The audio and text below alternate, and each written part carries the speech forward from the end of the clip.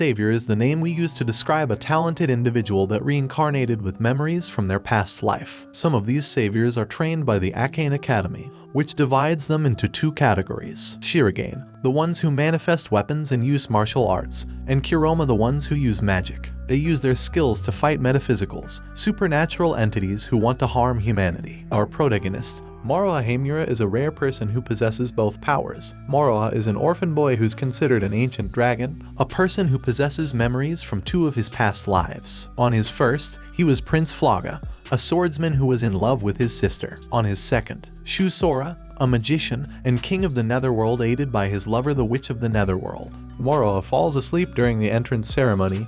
He wakes up when Satsuki hits him. After taking a look, he realizes she is the reincarnation of Sarasha, his sister in his past life. He also meets Shizuno, who kisses him, recognizing him as her past life's lover, Shusora. The three of them got into the same class, and during the practice lesson, the instructor introduces the class to the Shirigane arts. Satsuki demonstrates drawing out her prana and argues with another student because he thinks the class is pointless. He draws out his prana and they start fighting.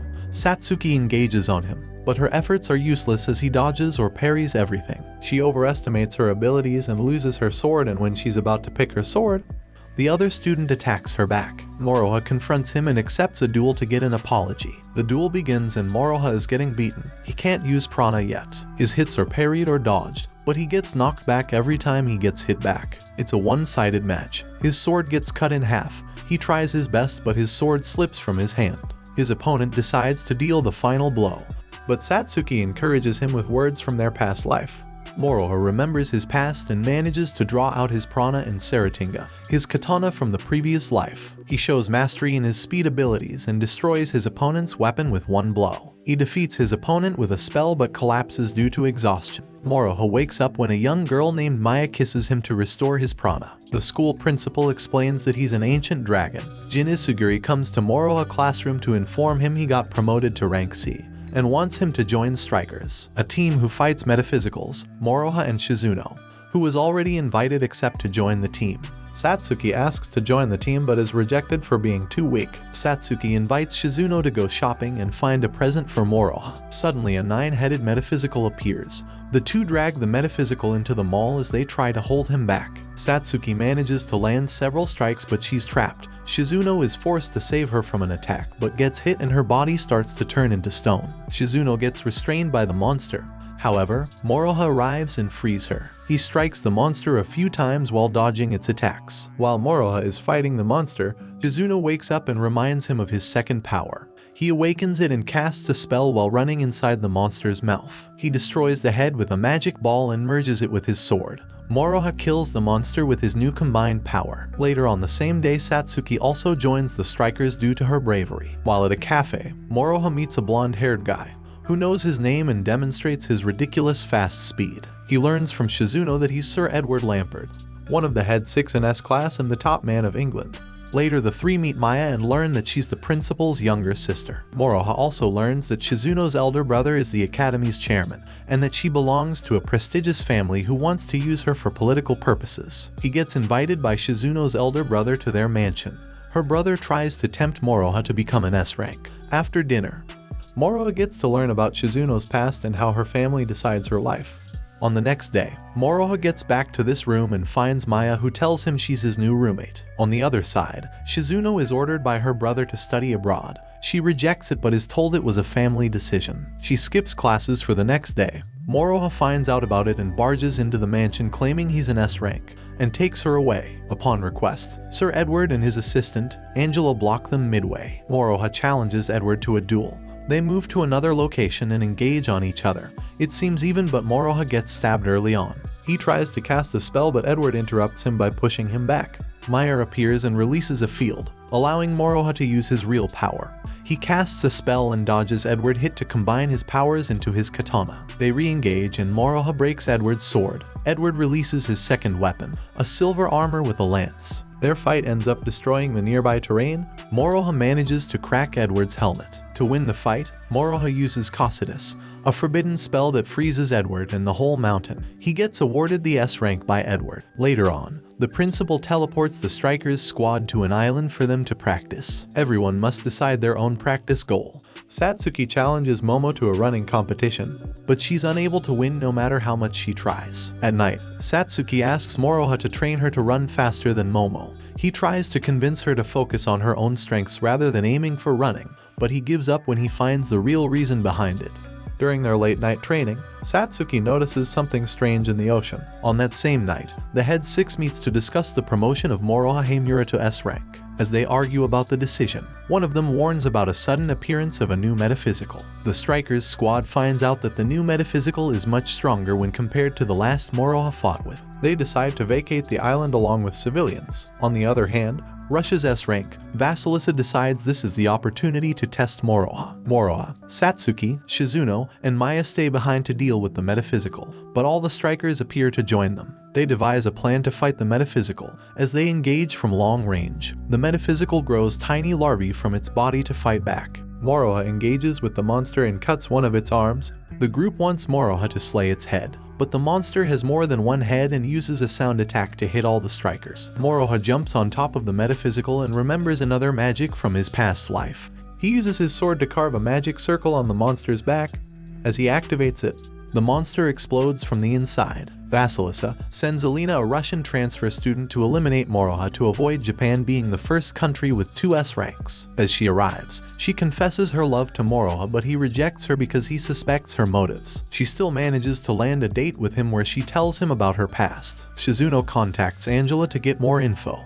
She finds out Alina is known as the man-eater who once stabbed Edward. Alina is only taking orders because she's being blackmailed by her brother's life. Shizuno calls Alina and challenges her to a duel, revealing her as Man-Eater. Shizuno uses her ice magic to attack. Alina tries to sneak attack from behind, but Shizuno summons an ice dragon. Alana is no match for the dragon and decides to use her real power, confirming she's Man-Eater. She manages to fight back and kill the dragon. Advancing, she sticks her sword near Shizuno's throat and asks her to not interfere between her and Moroha. Shizuno gets suspended and Moroha visits her at her mansion. She tells him that Alina is an assassin. Even knowing this, Moroha and Satsuki decide to visit Alina. He tries to heal her injured leg while Satsuki brings her food. Alina requests Moroha on another date. While on the date, Alina reveals herself to be Man-Eater and fights Moroha. As they exchange blows, he realizes that her weapon can absorb his prana. He can only defend himself from her attacks. On the moment, he remembers something from his past and dodges her attack while attacking himself. Moroha figures out the reason behind Alina's attack and offers to rescue her brother. Meanwhile, Shizuno comes and tells Alina that she doesn't have a brother. Kindrat, from the Russian branch, appears while possessing a cat. He reaffirms that Shizuno is telling the truth. He leaves the cat and possesses Alina to attack Moroha. Moroha manages to parry and dodge every attack and overboosts his prana. This power makes him destroy Alina's sword and uses a tranquilize attack to separate Kindrat from Alina. Later at night, Alina tries to head back to Russia, but Moroha stops her by casting sleep magic on her. He calls Edward to tell him he'll attack the Russian branch. Moroha is accompanied by Angela.